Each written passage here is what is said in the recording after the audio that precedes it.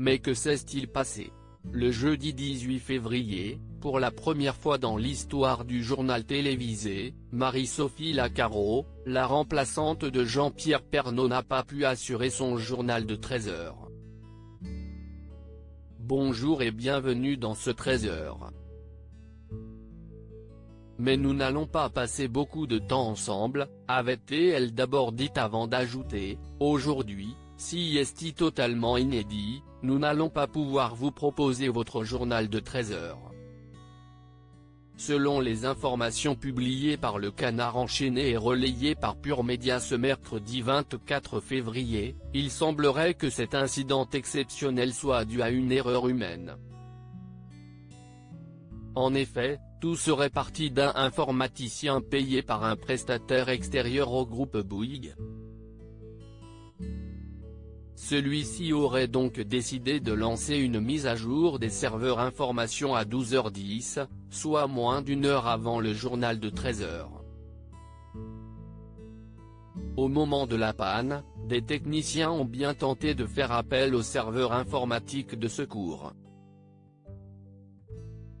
Pas de chance, il était bizarrement connecté au serveur principal, conclut le journal. Victime de ce bug, Marie-Sophie Lacaro a été interviewée par la Dépêche du Midi ce mercredi 24 février. Elle a souhaité apporter des précisions, la première alerte intervient aux alentours de 12h40. 2 minutes avant, mon assistante me dit que si est bizarre, que son ordinateur ne réagit plus de la même manière et qu'il y a peut-être un souci. À 12h40, plusieurs ordinateurs passent en écran noir. Ça ne sent visiblement pas bon, dit-elle. La présentatrice ajoute ensuite, là, si est la mobilisation générale.